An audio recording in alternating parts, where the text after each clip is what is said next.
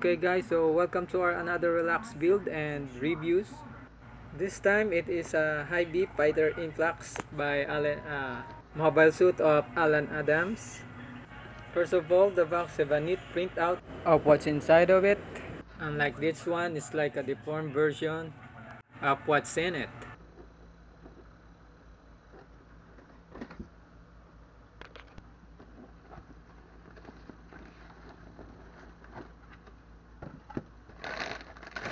I've noticed the way how they package the runners. This time they just pack it with only two plastic. Unlike recently, each runners have their own plastics. And for me it's better because less plastic, less waste, the better. Although it helps protecting each runners. And also the manual became smaller. Good thing my vision is still 2020, so no problem. But of course, less material, the cheaper they can sell the kit. It's always like that anyway. So be very careful of loose parts upon opening of the plastics. So just like what you see here, you might accidentally throw the plastic immediately without noticing that there's parts in it. Or you may misplace it, or worse than that,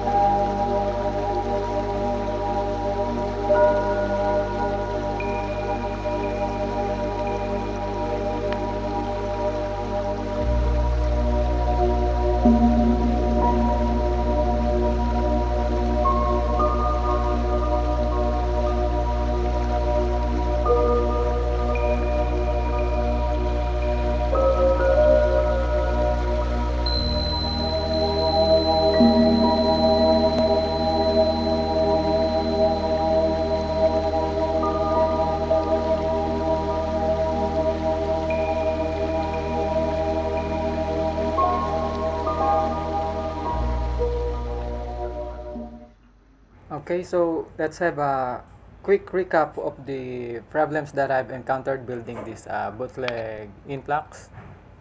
So I'm having a hard time again inserting the pin to where it's supposed to be. And I force it, so what I've got is a mushroom shaped pin. So instead of shaving it again, I tried a different approach. Encircling the pin continuously to get in is I think it is a bit more effective rather than shaving it. So of course I know they did it in purpose because it needs to be super tight because it is the joint of leg and the legs and the feet. And so the usual problems of the bootlegs are how they mold the parts. Some are like it's rough. You can see on the reflection of the light, you can see the wavy surface of some parts. It's not really flat or smooth, and it's up to you how are you gonna deal with it. For me, I've loved flat color, so it's not a problem because matte color eliminates the uneven surface because the light doesn't reflect on matte color. This is an arm part, and the panel line of this one is too shallow, and this is the ugliest mold I've ever seen. See, you can even barely read the numbers of the runners. See, but overall it's a good kit. Yeah, it has a nice detail, too much detail for an HG, and it deserves to be a premium Bandai, of course. I hope I shared you some important details of this kit. So see you again on my next build.